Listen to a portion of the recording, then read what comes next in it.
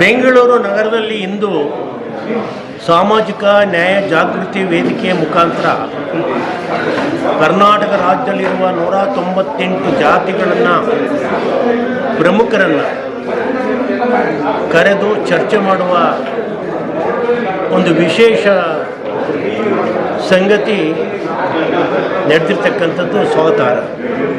ಕಾರಣ, ಕರ್ನಾಟಕದ ಕಾಂಗ್ರೆಸ್ ಸರ್ಕಾರ ಕಳೆದ 10 ವರ್ಷಗಳಿಂದ ಜಾತಿ ಗಣತಿ ಮಾಡ್ತೇವೆ ಅಂತೇಳಿ ಸುಳ್ಳು ಹೇಳಿ ಇಡೀ ಹಿಂದುಳಿದ ವರ್ಗಗಳಿಗೆ ಅನ್ಯಾಯ ಮಾಡಲಿಕ್ಕೆ ಹೊರಟಂಥ ಮುಖ್ಯಮಂತ್ರಿಗಳು ಇವತ್ತು ಮತ್ತೆ ಹೈಕಮಾಂಡ್ನ ಆದೇಶ ಬಂತು, ಅದಕ್ಕೋಸ್ಕರ ನಾವು 10 ವರ್ಷ ಮೂಲೆ ಗುಂಪಾಗಿರ್ತಕ್ಕಂಥ ಗಣತಿಯನ್ನು ನಾವು ಜಾರಿಗೆ ತರಲಿಕ್ಕೆ ಸಾಧ್ಯ ಇಲ್ಲ, ಈಗ ಹೊಸ ಗಣತಿಯನ್ನು ಕೇವಲ 90 ದಿವಸದಲ್ಲಿ ಮಾಡ್ತೀವಿ ಅಂತಕ್ಕಂಥ ಮಾತನ್ನು ಹೇಳಿದ್ದಾರೆ.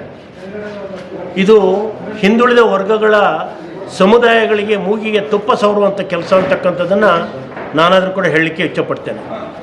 ಕಾರಣ, 10 ವರ್ಷಗಳಿಂದ ಪ್ರತಿಯೊಂದು ಸಭೆಯಲ್ಲೂ ಕೂಡ ನನ್ನ ಪ್ರಾಣ ಹೋದರೂ ಚಿಂತೆ ಇಲ್ಲ, ನಾನು ಈ ಜಾತಿ ಜನಗಣತಿಯನ್ನು ಜಾರಿಗೆ ತಂದೇ ತರ್ತೀನಿ ಅಂತಕ್ಕಂಥ ಮಾತನ್ನು ಹೇಳ್ತಾ ಇದ್ದಂಥ ಮುಖ್ಯಮಂತ್ರಿಗಳು ಇವತ್ತು ಕೇವಲ ಹೈಕಮಾಂಡ್ನ ನಿರ್ದೇಶನ ಮೇರೆಗೆ ಒಂದೇ ನಿಮಿಷದಲ್ಲಿ ಮಾತನ್ನು ಬದಲಾವಣೆ ಮಾಡಿ ಇದು 10 ವರ್ಷ ಆಗಿದೆ, ಅದಕ್ಕೆ ಬೆಲೆ ಇಲ್ಲ, ಮತ್ತೆ ಕೇವಲ 90 ದಿವಸದಲ್ಲಿ ಮಾಡ್ತೀನಿ ಅಂತಕ್ಕಂಥ ಮಾತನ್ನು ಹೇಳ್ತಕ್ಕಂಥದ್ದು ಅಪಹಾಸ್ಯಕ್ಕೆ ಈಡಾಗಿರ್ತಕ್ಕಂಥದ್ದು.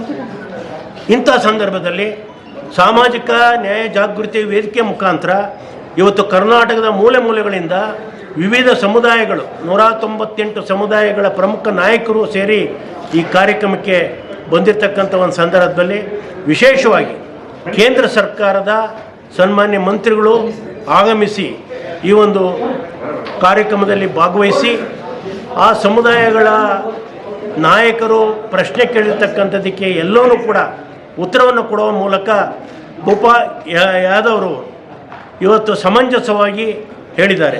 ಅದರ ಜೊತೆಗೆ ಕೇಂದ್ರ ಸರ್ಕಾರ ಈ ಜಾತಿ ಜನಗಣತಿಯನ್ನು ಏನು 1931ರಿಂದ ಪ್ರಾರಂಭ ಆಗಿಲ್ಲ, ಅದನ್ನು ಕಂಪ್ಲೀಟಾಗಿ ಈ ವರ್ಷ ಸನ್ಮಾನ್ಯ ಮೋದಿಯವರ ನೇತೃತ್ವದಲ್ಲಿ ಕೇಂದ್ರ ಸರ್ಕಾರ ಮಾಡುತ್ತೆ ಅಂತಕ್ಕಂಥ ಮಾತನ್ನು ಹೇಳಿದಾಗ ಕರತಾಡದ ಮೂಲಕ ಇಡೀ ಸಭೆ ಸ್ವಾಗತ ಮಾಡಿದೆ.